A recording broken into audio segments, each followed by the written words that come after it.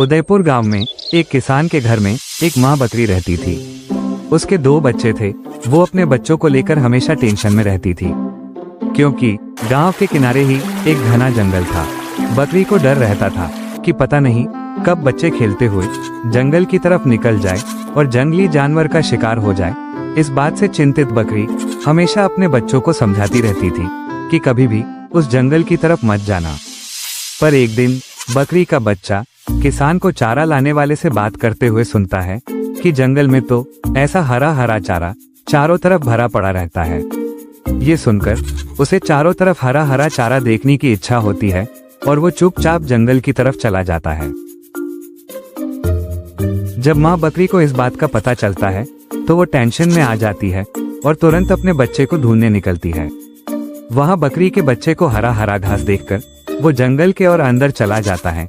ढेर सारी हरी घास खाकर उसका पेट भर जाता है। जैसे ही वो वापस जाने के लिए निकलता है उसे 2 सियार घेर लेते हैं। ये देखते ही बकरी का बच्चा डर जाता है और जोर जोर से मिमियाने लगता है। ये देखकर दोनों सियार हंसने लगते हैं और एक सियार बोलता है, वाह, क्या ताज़ा ताज़ा माल है, इसे खाकर तो आज दावत उड़ाएंगे। उसे पकड़ने के लिए दोनों आगे बढ़ते हैं। तभी बकरी के बच्चे की माँ भी उसे ढूंढते ढूंढते वहाँ पहुँच जाती है।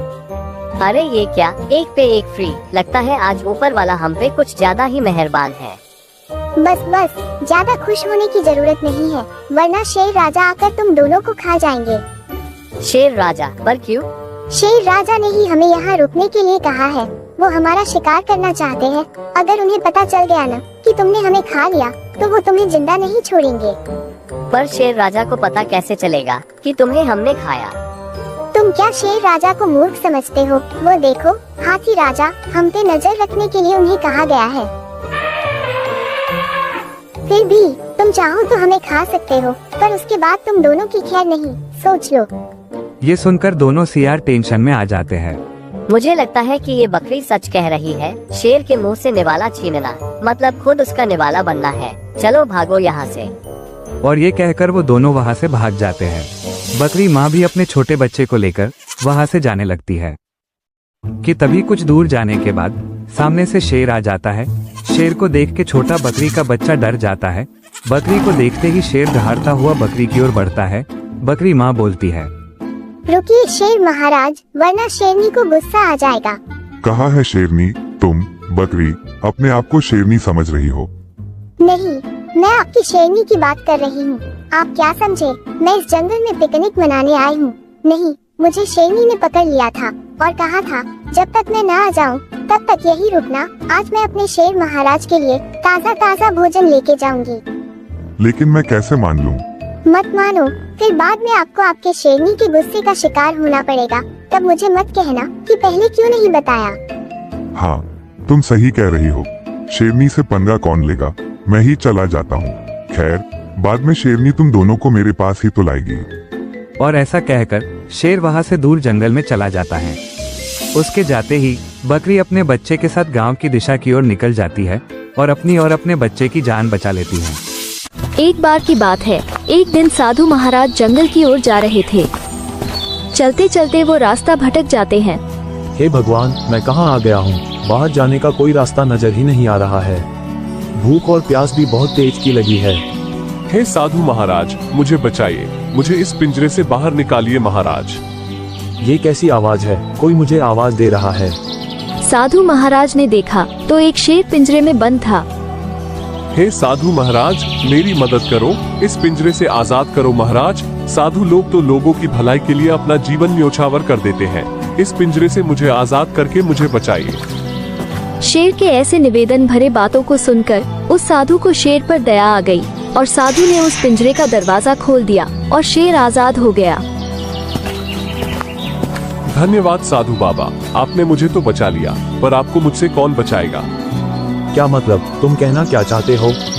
इतना भोले भी मत बनो साधु, मेरा चरित्र और व्यवहार तो तुम जानते हो। मैं जंगल का राजा शेर हूँ। मुझे जोरों की भूख लगी है। मैं तुम्हें खाकर अपना भूख शांत करूँगा।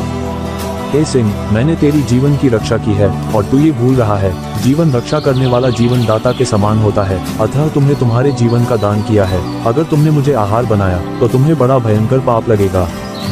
अरे साधु महाराज, आपको ये पता नहीं है, पाप और पुण्य केवल इंसानों को ही होता है। मैं तो जानवर हूँ, जानवरों को न ही पाप लगता है और न ही पुण्य। अब तुम मरने के लिए तैयार हो जाओ। हे सिंह, थोड़ा रुक जाओ। मुझे तो अपनी मौत का जरा सा भी डर नहीं है, लेकिन मैं इस बात के लिए 3 लोगों का राय जानना चाहता हूँ। अगर तीनों लोगों का राय तेरे पक्ष में हुआ तो तुम मुझे खा लेना। अरे साधु बाबा, तुम मुझे मूर्ख समझते हो क्या? इस घने जंगल में तुझे वो 3 लोग कहाँ मिलेंगे? अरे सिंह, मनुष्य नहीं सही, इस जंगल में पेड़, पशु, पक्षी ही सही, उन्हीं से पूछ लूंगा। ठीक है, लेकिन जल्दी करो। इतना कहकर शेर और साधु उस जंगल की ओर चल देते हैं।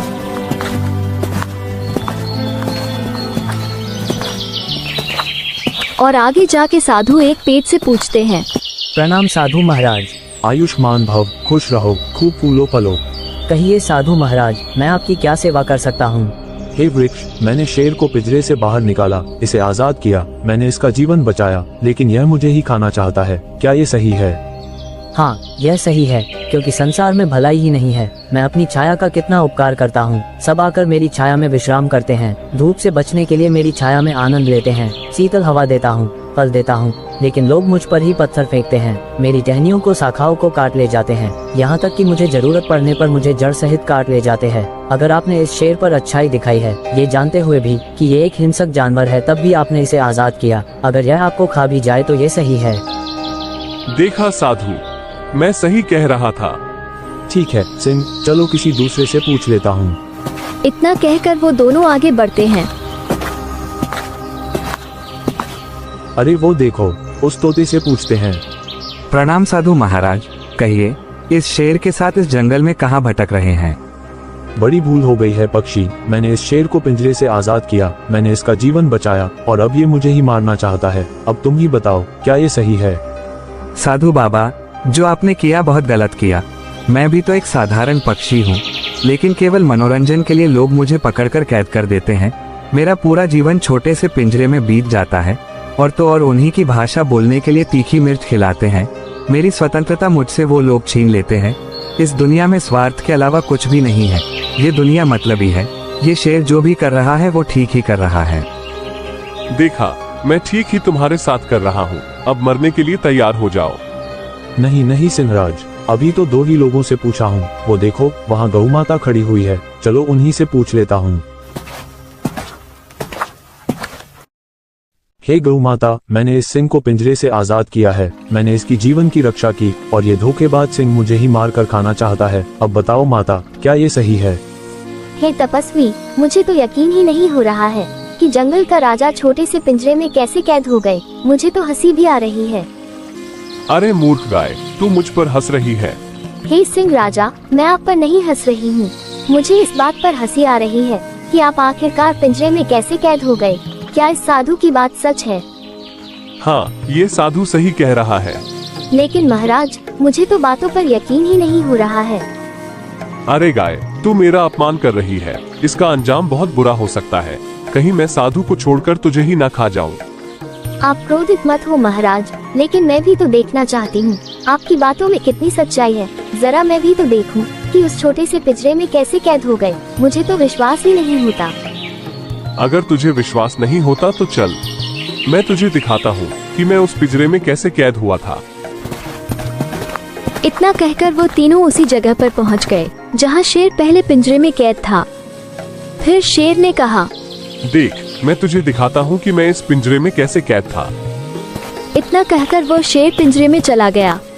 तभी गाय ने साधु को इशारा किया कि साधु पिंजरे का दरवाजा बंद कर दे। तब साधु ने पिंजरे का दरवाजा बंद कर दिया। इस तरह मूर्ख शेर अपनी बातों में ही फंस गया। अरे ये क्या कर रहे हो? दरवाजा खोलो, मुझे बाहर निकालो, मैं तुम्हें नहीं खाऊंगा। अरे मूर्ख, अब तू इसी पिंजरे में ही कैद रह, तू इसी के लायक है। हे गौ माता, आपके कारण मेरी जान बच गई, नहीं तो ये शेर मुझे मार ही डालता। साधु के ऐसा कहने पर गाय ने कहा, साधु महाराज, दुष्ट अधर्मी दुराचार पर कभी भी विश्वास नहीं करना चाहिए, क्योंकि दुष्ट का स्वभाव ही है दुष्टता करना। सांप को चाहे जितने भी दूध पिलाओ, लेकिन मौका मिलते ही वो जरूर डसता है। दूध पीने से भी उसका जहर कम नहीं होता। इसी तरह दुष्ट लोग भी होते हैं। दुष्टता करना उनके व्यवहार में होता है, इसलिए दुष्ट दुराचारी लोगों को कभी भी माफ नहीं करना चाहिए। कभी कभी दया ही दुख का कारण बन जाता है, लेकिन ये बात दुष्ट लोगों पर लागू होती है। बुरे लोगों पर कभी भी दया नहीं करना चाहिए। धन्यवाद गौ माता, आप धन्य हो, आपकी जय हो। दोस्तों, अगर आपको यह वीडियो अच्छी लगी तो वीडियो को एक लाइक करें और हमारे चैनल को सब्सक्राइब करें ऐसे ही और वीडियो देखने के लिए।